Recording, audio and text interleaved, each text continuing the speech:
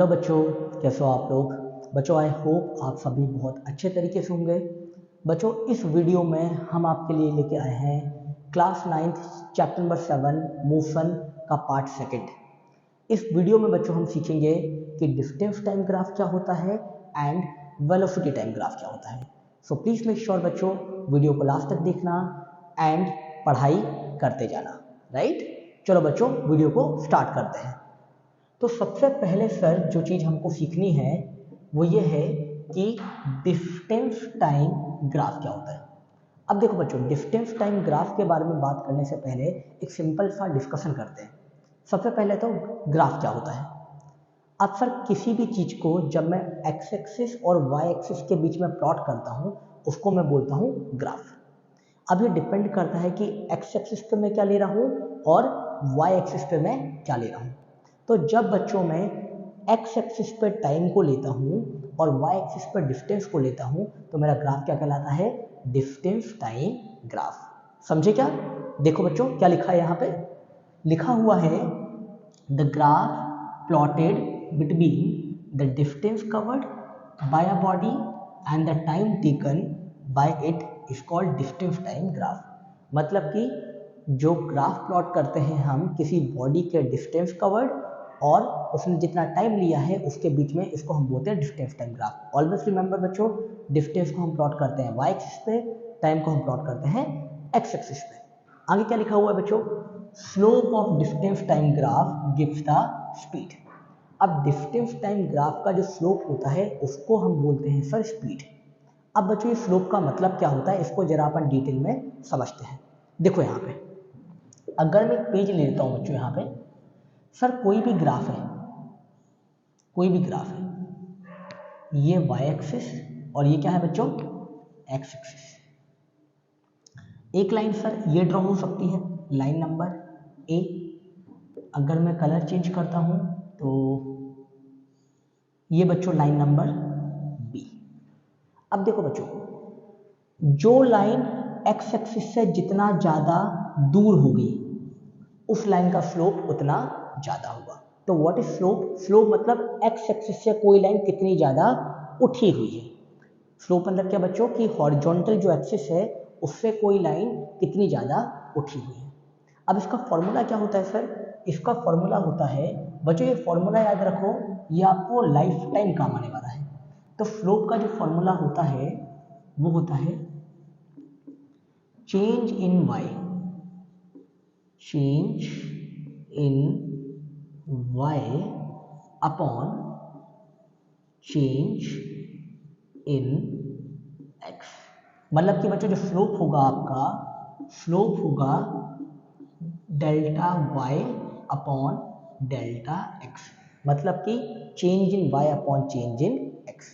अब समझना बच्चों, जब मैं बात करता हूँ डिस्टेंस टाइम ग्राफ की, किसकी बात करता हूँ बच्चों, डिस्टेंस टाइम ग्राफ की, तो ये हुआ डिस्टेंस और ये हुआ टाइम। अब मैंने कहा सर स्लोप क्या था? स्लोप था sir change in y upon change in x। ठीक है भाई, तो मैंने कहा सर स्लोप क्या है? आपने बोला सर y एक्सिस पे आपने क्या डाला है, y पे मैंने डाला हुआ है बच्चों डिस्टेंस, तो यहाँ पे आ गया आपका डिस्टेंस। x पे क्या डाला हुआ है, x पे डाला हुआ है आपने टाइम, तो क्या आ गया बच्चों यहाँ पे टाइम।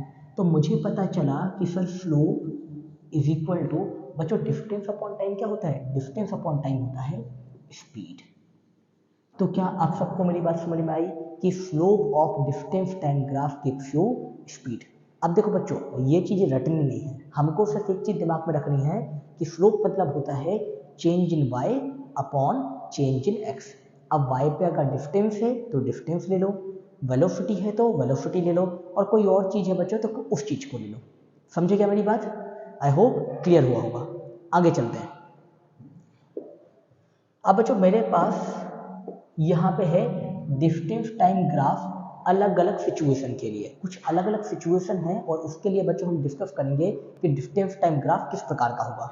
जो पहली सिचुएशन है वो है distance time graph for rest. अब बच्चों समझो, रेस्ट का मतलब क्या होता है? रेस्ट का मतलब होता है कि जो बॉडी है उसकी पोजीशन चेंज नहीं हो रही। मतलब कि आपने घड़ी में टाइम देखा 12 बजे वो बॉडी 5 मीटर की दूरी पे खड़ी हुई थी आपसे, ठीक है, आप भी वहीं बैठे हुए हो, आपने घड़ी में टाइम देखा 12:30 बज चुका है, अभी वो बॉडी आपसे 5 मीटर दूरी है, आधे घंटे बाद वो फिर से 5 मीटर दूरी है, मतलब ओवरऑल मिला के बच्चों वो बॉडी अपनी पोजीशन को चेंज नहीं कर रही है, मतलब कि वो बॉडी कोई भी डिस्टेंस कवर नहीं कर रही है। और जब भी कोई बॉडी डिस्टेंस कवर नहीं करती है तो उसका जो ग्राफ होता है बच्चों वो होता है हॉरिजॉन्टल लाइन। क्या होता है बच्चों? Horizontal line. तो इस वजह से जो डिस्टेंस टाइम ग्राफ रेस्ट के लिए होगा वो क्या होगा बच्चों? Horizontal line parallel to x axis या फिर पैरेलल टू टाइम एक्सिस। क्या होगा बच्चों? Parallel to time axis. इस चीज़ को बच्चों बहुत ध्यान रखो। तो कभी भी कोई आपसे पूछेगा कि सर जो ग्राफ है डिस्टेंस टाइम ग्राफ का वो रेस्ट के लिए क्या होगा, आप बोलोगे सर पैरेलल लाइन किसके? टाइम एक्सिस के। डन। अब बच्चों याद रखो इस टाइम पे स्लोप क्या होगा? इस टाइम पे जो स्लोप होगा ना बच्चों वो होगा आपका change in y upon change in x। अब बच्चों change in y upon change in x, लेकिन जो डिस्टेंस है वो तो आपका चेंज हो ही नहीं रहा है, तो डिस्टेंस चेंज नहीं हो रहा है तो चेंज इन y कितना हो गया? 0 अपॉन चेंज इन x। कुछ भी टाइम ले लो बच्चों, लेट्स से 10 सेकंड ले लो, तो आपका आंसर कितना आया? 0। और बच्चों जल्दी बताओ मुझे, अगर कोई बॉडी रेस्ट पे होती है तो उसकी स्पीड कितनी होती है? 0। क्लियर हो क्या सबको? बहुत इजी कॉन्सेप्ट है बच्चों, ऐसे अपन आगे आगे समझते जाएंगे। अगला जो ग्राफ है वो ग्राफ क्या है सर हमारा? Distance time graph for uniform motion. अब देखो बच्चों यूनिफॉर्म मतलब पिछली वीडियो में सिखाया था equal distance in equal interval of time. तो जब कोई बॉडी इक्वल डिस्टेंस कवर करती है इक्वल इंटरवल ऑफ टाइम में उसको हम बोलते हैं यूनिफॉर्म मोशन। तो बच्चों जब भी यूनिफॉर्म मोशन का डिस्टेंस टाइम ग्राफ आएगा आपको एक स्ट्रेट लाइन ड्रॉ करनी है। क्या ड्रॉ करना है बच्चों? Straight line. तो देखो मैंने यहाँ पे 2 लाइन ड्रॉ की है, लेट्स से ये मेरी लाइन ए है और ये मेरी लाइन बी है। अब बच्चों बहुत सारे बार ये क्वेश्चन एग्जाम में पूछा जाता है, 9th क्लास अकेले में नहीं 11th क्लास में भी पूछा जाता है कि डिस्टेंस टाइम ग्राफ देख के आप ये बताओ कि ए की स्पीड ज़्यादा है कि बी की स्पीड ज़्यादा है। अब वापस से सोनू सर ने क्या सिखाया था? Speed is equal to slope of distance time graph, जिसका स्लोप ज़्यादा उसकी स्पीड ज़्यादा। अब बताओ बच्चों ए लाइन और बी लाइन इन दोनों में किसका स्लोप ज़्यादा है? तो स्लोप कैसे पता चलेगा? स्लोप पता चलेगा कि जो टाइम एक्सिस है उससे वो चीज़ कितनी ज़्यादा ऊपर है, जो ज़्यादा ऊपर उसका स्लोप ज़्यादा, जो कम नीचे उसका स्लोप कम। तो देखो बच्चों यहाँ पे बी का स्लोप क्या है? ज़्यादा, ए का स्लोप क्या है? कम। तो इसका मतलब सर इसका मतलब जो बी की स्पीड होगी वो होगी ज़्यादा और ए की स्पीड होगी कम। क्लियर? तो हम क्या क्या सीखे? अगर कोई बॉडी रेस्ट पे है तो उसका जो ग्राफ होगा वो होगा horizontal line parallel to time axis. दूसरा पॉइंट, अगर कोई बॉडी रेस्ट पे है तो स्लोप कितना होगा? 0। स्पीड कितनी होगी? 0। अगला, अगर सर कोई बॉडी यूनिफॉर्म मोशन में है तो उसका ग्राफ क्या होगा? Straight line. स्ट्रेट लाइन मतलब बच्चों कांस्टेंट वेलोसिटी कांस्टेंट स्लोप। अब अगर बच्चों मेरे पास 2 लाइनें दी हैं, लाइन ए लाइन बी, तो जिस लाइन का स्लोप ज़्यादा होगा मतलब जो लाइन y के ज़्यादा पास होगी उसकी स्पीड ज़्यादा, जो लाइन y के कम पास होगी या x के पास होगी उसकी स्पीड कम। क्लियर हुआ सारे बच्चों को? आई होप बच्चों आपको चीज़ें अच्छे से समझ में आ रही होंगी। चलो भाई आगे देखते हैं। अगला है सर मेरा distance time graph for speeding up. अब देखो सर जब मैं बात करता हूँ नॉन यूनिफॉर्म मोशन, तो नॉन यूनिफॉर्म मोशन में क्या होता है कि बॉडी अनइक्वल डिस्टेंस कवर कर रही है इक्वल इंटरवल ऑफ टाइम में। अब यह अनइक्वल डिस्टेंस क्या होता है? अनइक्वल डिस्टेंस का मतलब होता है सर कि बॉडी सेम डिस्टेंस कवर नहीं कर रही, मतलब या तो बॉडी अपनी स्पीड को बढ़ा रही है या तो बॉडी अपनी स्पीड को घटा रही है।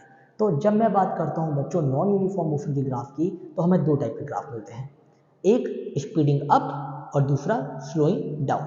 तो देखो भाई जब आपका कर्व नीचे से ऊपर की तरफ जाता है बच्चों, जब आपका कर्व नीचे से ऊपर की तरफ जाता है तो हम उसको बोलते हैं स्पीडिंग अप। कैसे पता?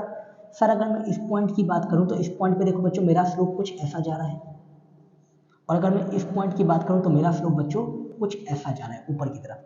यहाँ पे बच्चों मेरी देखो स्पीड कम है और यहाँ पे मेरी स्पीड ज़्यादा है, तो इसको हम बोलते हैं स्पीडिंग अप, मतलब कि आपका जो कर्व होगा वो ऊपर की तरफ उठता हुआ दिखेगा। अगला distance time graph for slowing down. अब बच्चों स्लोइंग डाउन की कंडीशन क्या है? स्लोइंग डाउन मतलब पहले आपकी स्पीड थी ज़्यादा, बाद में आपकी स्पीड हो गई कम। मतलब पहले आपका स्लोप था ज़्यादा, बाद में आपका स्लोप हो गया कम। देखो भाई, अगर मैं ये वाले पॉइंट की बात करूँ तो ये वाला पॉइंट में बच्चों हम ऐसे उठे हुए हैं, मतलब यहाँ पे हमारी स्पीड थी ज़्यादा। इस पॉइंट पे बच्चों अगर मैं स्लोप बताता हूँ, स्लोप मतलब बच्चों आप टेंजेंट ड्रॉ करो, मतलब कि कुछ इस प्रकार से। तो देखो यहाँ पे मैं ज़्यादा ऊपर उठा हुआ हूँ, यहाँ पे मैं थोड़ा सा नीचे हूँ। तो इसका मतलब सर जब मैं बात करता हूँ स्पीडिंग अप की, मेरा कर्व नीचे से ऊपर की तरफ जाएगा। जब मैं बात करता हूँ स्लोइंग डाउन का, मेरा कर्व ऊपर से नीचे की तरफ आएगा। क्लियर हुआ? ओके, आगे समझना बच्चों, distance time graph uniform motion के लिए स्ट्रेट लाइन और नॉन यूनिफॉर्म मोशन के लिए कर्व होता है। Clear to all of you? ठीक है, आगे देखते हैं बच्चों क्या कंडीशन है। चलो भाई, एक क्वेश्चन है हमारे पास। क्वेश्चन क्या बोलता है, Valentina is going for a bike ride. एक लड़की है बच्चों वैलेंटीना, वो बाइक राइड पे जा रही है। आप जितने बच्चे वीडियो देख रहे हो, क्या कोई ऐसी लड़की है जिसको बाइक चलाते आता है? इफ इन केस अगर है तो right in the comment box. ठीक है भाई, एक लड़की है वैलेंटीना जो बाइक राइड पे जा रही है। Below is the distance time graph, और उसकी जो जर्नी है उसका डिस्टेंस टाइम ग्राफ हमको दिया हुआ है। और बच्चों उस डिस्टेंस टाइम ग्राफ को देख के हमको कुछ क्वेश्चंस के आंसर देने हैं। पहला क्वेश्चन क्या है, how long was she stationary for, मतलब कि कितने टाइम के लिए बच्चों जो वैलेंटीना है वो रुकी हुई थी। अब रुकी हुई मतलब कि वैलेंटीना रेस्ट पे थी।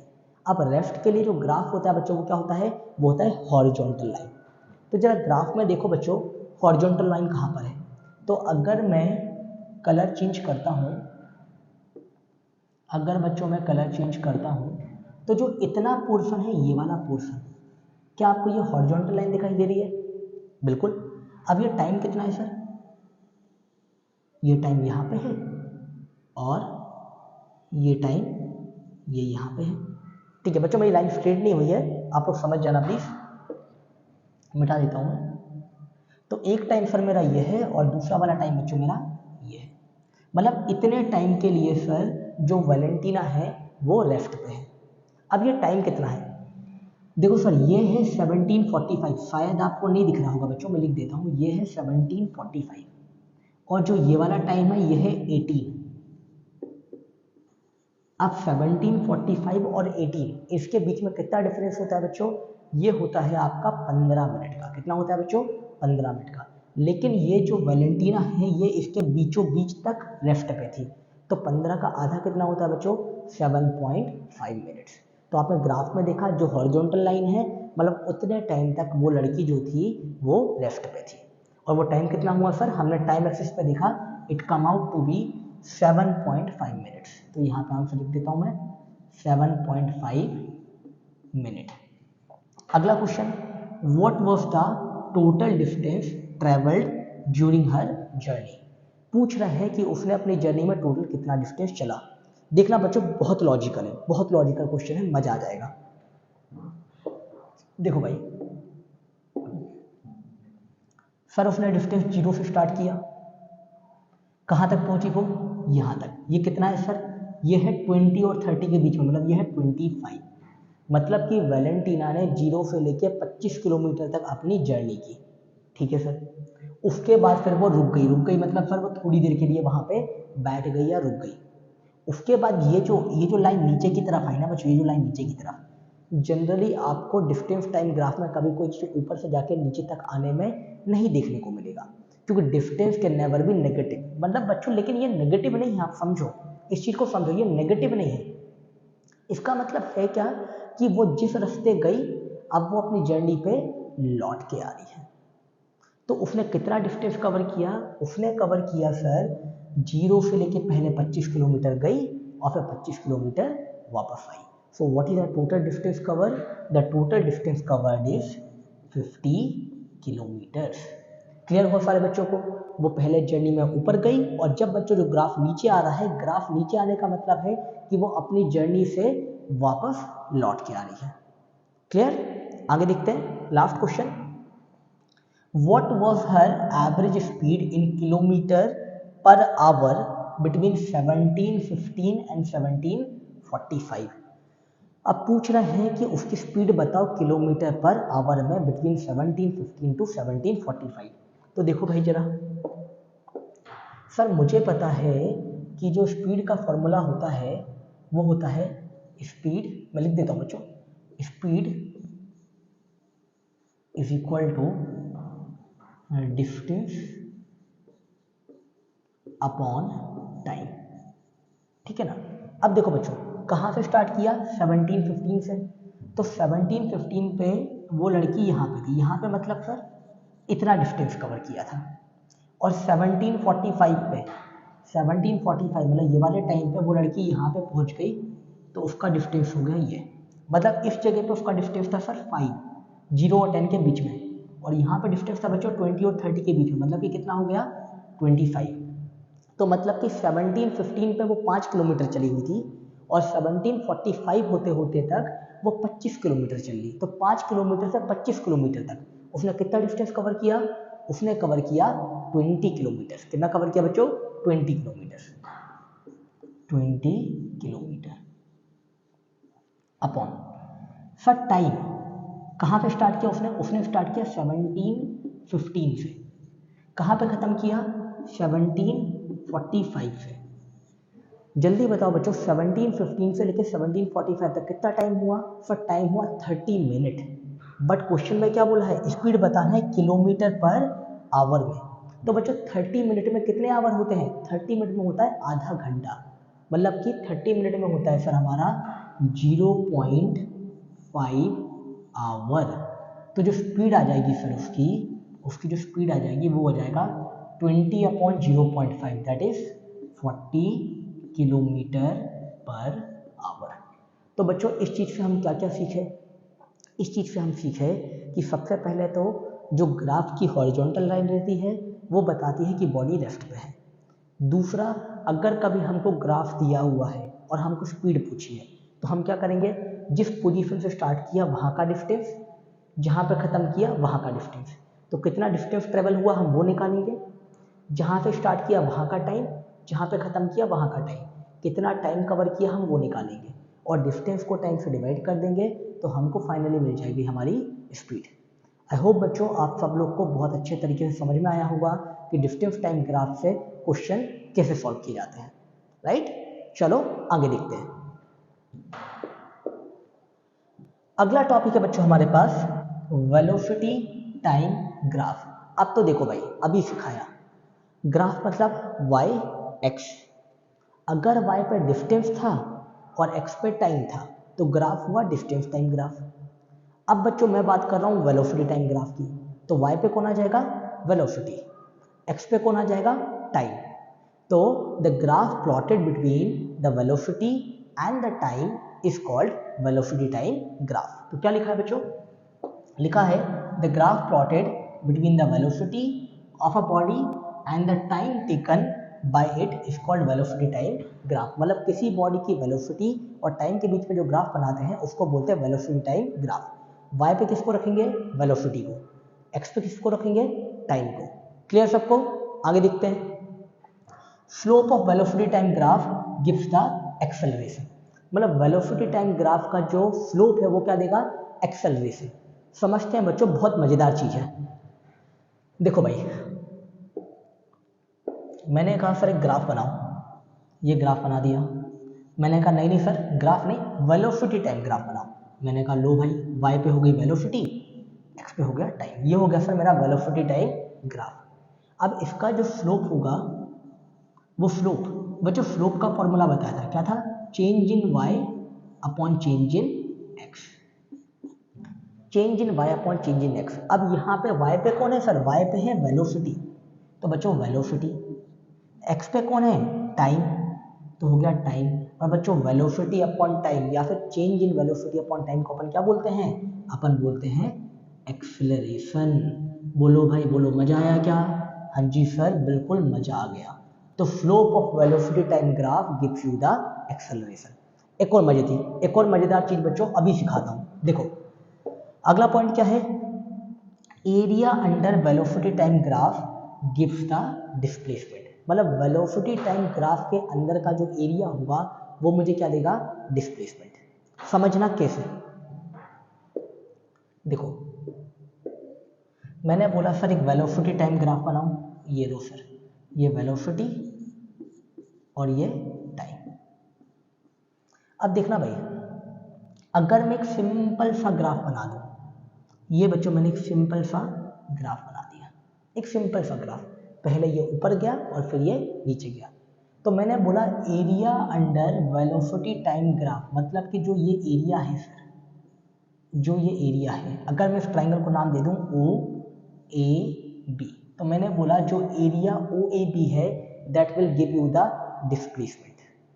आपने बोला कैसे, मैं दिखाता हूँ। मैंने बोला सर जो एरिया होगा, area of triangle A O B, वो क्या होगा बच्चों, हाफ इनटू बेस। बच्चों उस ट्राइंगल का बेस क्या है, ओ बी, इनटू हाइट। इसकी हाइट क्या है बच्चों, इसकी हाइट है लेट्स से ये m, तो am, तो half into base into height. अब देखना बच्चों, हाफ इंटू बेस, बेस क्या है बच्चों OB, और OB एक्सिस जो है इस पे क्या आ रही है यूनिट, टाइम, तो ये हो गया बच्चों time multiply by AM। AM क्या है बच्चों, AM है वर्टिकल, वर्टिकल क्या है y एक्सिस, और y एक्सिस क्या है वेलोसिटी। अब जरा बच्चों बताओ मुझे, ये हाफ को जरा भूल जाओ, जो वेलोसिटी इनटू टाइम होता है, क्या होता है बच्चों, वेलोसिटी इनटू टाइम, वो क्या होता है, वो होता है डिस्प्लेसमेंट। क्या होता है बच्चों, डिस्प्लेसमेंट। समझे क्या मेरी बात। तो सर एरिया मतलब होता है बेस इंटू हाइट, या half into base into height. अब बेस पे है टाइम, हाइट पे है वेलोसिटी, तो velocity into time is equal to displacement. तो क्या क्या सीखे, वेलोसिटी टाइम ग्राफ का जो स्लोप होगा वो देगा एक्सेलरेशन, और उसका जो एरिया होगा वो देगा हमको डिस्प्लेसमेंट। क्लियर हुआ सारे बच्चों को। आगे देखते हैं, आगे है सर हमारे पास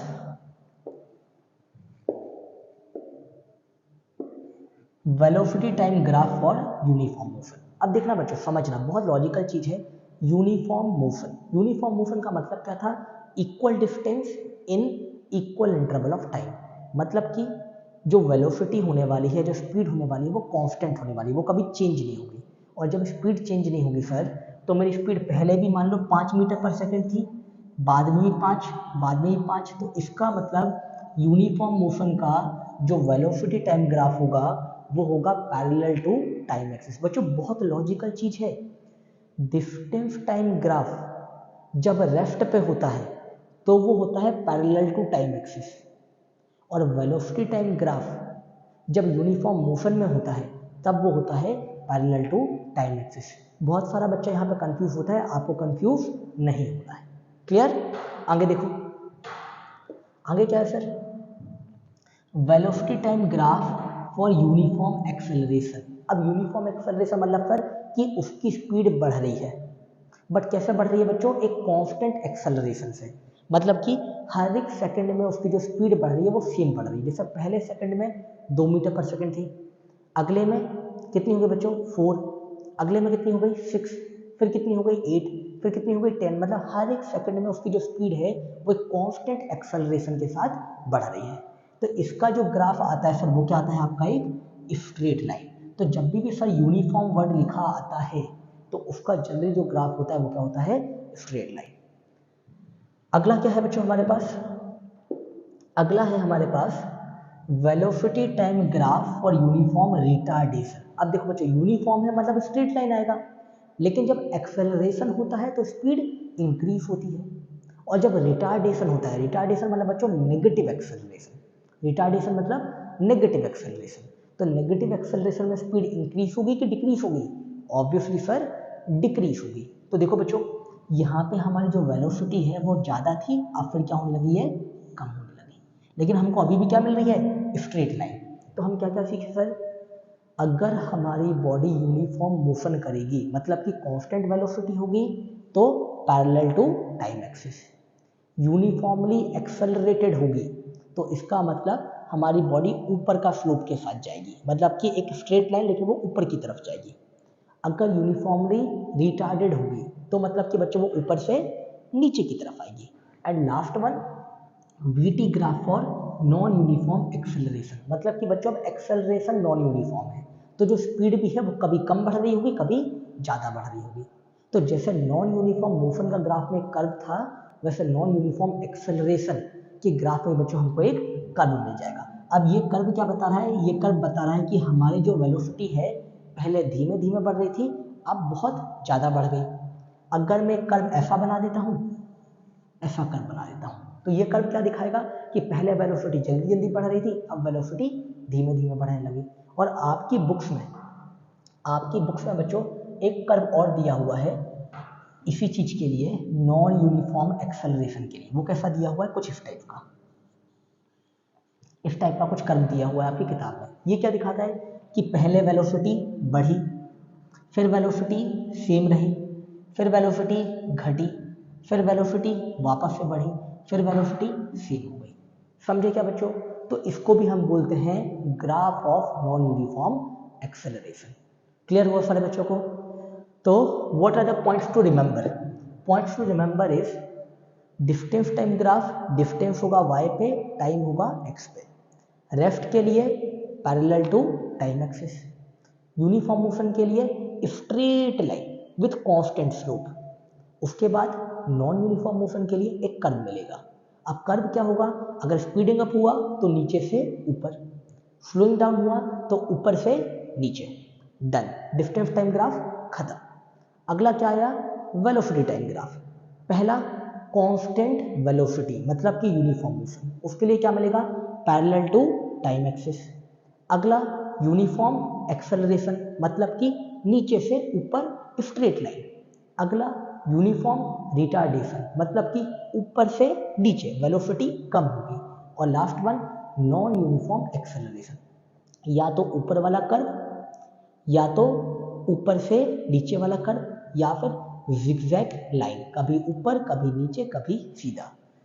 आई होप बच्चों सारे के सारे ग्राफ आपके दिमाग में बढ़िया तरीके से सेट हो गए होंगे। एक जल्दी से आखिरी क्वेश्चन करते हैं वेलोसिटी टाइम ग्राफ के ऊपर and we will end up this video. Okay, देखते हैं क्वेश्चन क्या है हमारे पास। क्वेश्चन है सर, देखो बच्चों बहुत ध्यान से, in the given graph calculate distance travelled from O to A।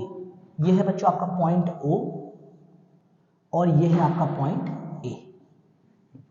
आपको बोला कि O से लेके A तक का डिस्टेंस निकालो। अब देखो बच्चों, O से लेके A तक का जो ग्राफ है वो है इतना एरिया का ग्राफ, ये। तो जो ट्राइंगल, अगर मैं इसको नाम दे दूं बच्चों लेट्स से M, तो एक ट्राइंगल मिल रहा है मुझे OAM। कौन सा ट्राइंगल मिल रहा है बच्चों, OAM। तो मैंने बोला सर यहाँ पे distance is equal to area of triangle OAM। अब ये क्या होता है सर, हाफ इनटू बच्चों OAM। अब यहाँ पे ये था बच्चों हमारा A और ये था हमारा M, OAM। अब यहाँ पे बेस क्या है हमारा, बेस है OM और हाइट क्या है बच्चों AM। तो बेस कितना है हमारा 4 यूनिट और ये कितना है हमारा 6 यूनिट। तो मतलब कि सर हमको मिला 4 सेकेंड इंटू 6 मीटर पर सेकेंड। क्या सेकेंड से सेकेंड कट गया, तो क्या मिला 6 4 जा 24 अपॉन 2 मतलब कि 12 मीटर।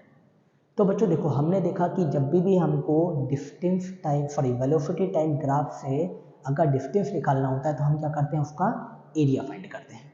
आगे अगला पार्ट क्या बोलता है सर, अगला पार्ट बोलता है distance travelled from B to C। अब देखो बच्चों ये है O टू A, फिर है B टू C, ये A है, ये B है और ये है बच्चों C है। अब B टू C, क्या B टू C में बच्चों मुझे एक ये वाला ट्राइंगल दिखाई दे रहा है, जल्दी से देखो ये वाला ट्राइंगल दिखाई दे रहा है। तो इसका बेस कितना हो जाएगा, 10 से शुरू हुआ है 16 पे खत्म हुआ है, मतलब कि बेस कितना है हमारा 6, बेस है 6 और हाइट कितनी है 6। तो एरिया ऑफ ट्राइंगल क्या हो जाएगा, half into base into height. तो मतलब कि एरिया ऑफ ट्राइंगल हो जाएगा, जो डिस्टेंस है वो हो जाएगा area of triangle half into base कितना है बच्चों हमारा 6 और 6 यूनिट क्या है सेकंड, तो 6 सेकेंड इंटू हाइट। हाइट कितनी है बच्चों हमारी 6। हाइट देखो बच्चों, हाइट कितनी है हमारी 6 और यूनिट क्या है, यूनिट है मीटर पर सेकेंड। सेकेंड से सेकेंड कट गया, आंसर कितना है बच्चों 6 6 जा 36, 36/2 और 36/2 कितना होता है 18 मीटर। समझे क्या मेरी बात? तो half into base into height लगाया, हमने एरिया फाइंड कर लिया, हमको डिस्टेंस मिल गया। आखिरी क्वेश्चन क्या है बच्चों इसमें, अगला क्वेश्चन बोल रहे हैं टोटल डिस्टेंस ट्रेवल्ड। हमको बोला total distance travelled, total distance मतलब बच्चों ओ से स्टार्ट किया, ए बी सी। अब जिस बच्चे को एरिया ऑफ ट्रेपेजियम का फॉर्मूला आता है वो ओ ए बी सी में एरिया ऑफ ट्रेपेजियम का फॉर्मूला लगा दो, that is 1/2 into sum of 2 parallel side into height. जिसको वो नहीं आता है तो आप क्या करो, आप देखो आपने ये वाले ट्रायंगल का एरिया फाइंड किया था बच्चों, कितना था इसका एरिया 6 4 जा 24/2, दैट इज इसका एरिया आया था बच्चों 12। इस वाले ट्रायंगल का एरिया फाइंड किया था, ये कितना आया था बच्चों हमारा 18।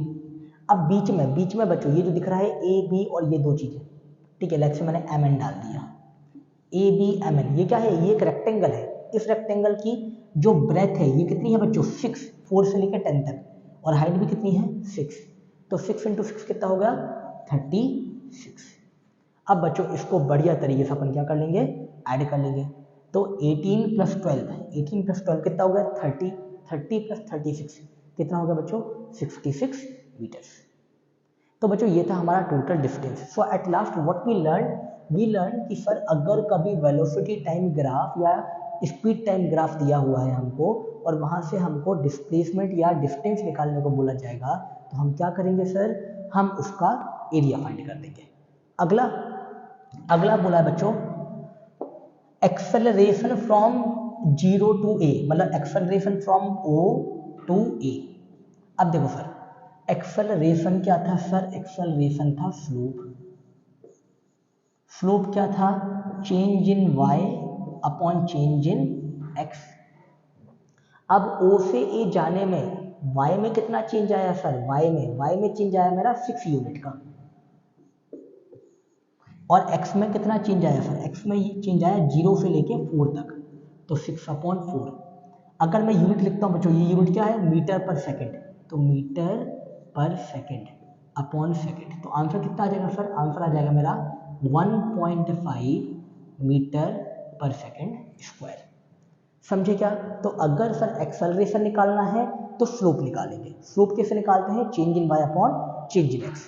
अगला क्या है acceleration from A to B, A से लेके B तक, ये वाला एक्सेलरेशन। अब बच्चों एक्सेलरेशन मतलब क्या होता है change in y upon change in x। A से लेके B तक, क्या y में, y मतलब वर्टिकल, क्या A से लेके B तक वर्टिकल में कोई चेंज आया, नो सर, हॉरिजॉन्टल लाइन है, हॉरिजॉन्टल लाइन का स्लोप कितना होता है 0, इसका मतलब इसका एक्सेलरेशन भी कितना होगा 0। कितनी अमेजिंग चीज है ना बच्चों, एकदम सिंपल, हॉरिजॉन्टल लाइन स्लोप 0 मतलब एक्सेलरेशन 0। अगला acceleration from B to C। अब देखो बच्चों B से लेके C तक, अब देखो बच्चों B से लेके C तक की जब मैं बात करता हूं, ये है मेरा B और ये है मेरा C। तो देखो B पॉइंट पे जो मेरी वेलोसिटी थी, B पॉइंट पे B to C, तो जो स्लोप होगा वो होगा delta y upon delta x, मतलब कि change in y upon change in x, slope निकाल रहा हूँ। अब जो स्लोप यहाँ पे y में चेंज कितना आया 6 था और फिर कितना हो गया 0 हो गया, तो चेंज कितना आया 0 - 6, मतलब चेंज इन y में फाइनल माइनस इनिशियल, तो फाइनल कितना आ गया y पे 0 आ गया, देखो नीचे आ गया 0, और इनिशियली कहाँ था 6 पे, अपॉन टाइम बच्चों 10 से स्टार्ट किया था 16 पे खत्म हुआ, ये आ गया 6, कितना गया -6/6। आंसर कितना है बच्चों -1 मीटर पर सेकेंड स्क्वायर। अब देखो बच्चों मजेदार चीज, मैं आपको बताया था कि जब ग्राफ नीचे से ऊपर जाता है तो एक्सेलरेशन क्या होता है पॉजिटिव, यूनिफॉर्मली एक्सेलरेटेड। जब हमारी हॉरिजॉन्टल लाइन रहती है उस टाइम पे क्या होता है बच्चों कांस्टेंट वेलोसिटी मतलब एक्सेलरेशन 0, और जब बच्चों ग्राफ ऊपर से नीचे जाता है इसका मतलब क्या होता है, यूनिफॉर्मली रिटार्डेड। यूनिफॉर्मली रिटार्डेड का मतलब एक्सेलरेशन क्या आएगा, नेगेटिव, और एक्सेलरेशन आया भी क्या सर हमारा, negative. So this complete this entire video. बच्चों I tried my level best कि ऑल्दो ये वीडियो क्लास 9th के बच्चों के लिए है, लेकिन इसमें मैंने वो सारे कॉन्सेप्ट डाले हैं जो क्लास 11th और जेई लेवल पे काम में आते हैं। If you like this video please make sure बच्चों वीडियो को लाइक करो, सब्सक्राइब करो, अच्छे अच्छे कमेंट्स करो, मुझे और मोटिवेशन आएगा, और अपने दोस्तों के साथ वीडियो को शेयर करो। मोस्ट इंपॉर्टेंट टॉपिक को अच्छे से रिवाइज करना, और अगर बच्चों कोई भी डाउट आए तो उसको वीडियो में कमेंट करके मुझे बताना। आई विल मेक श्योर कि मैं आपके उस डाउट को क्लैरिफाई करूं। ओके, चलो, सी यू ऑल, बाय बाय।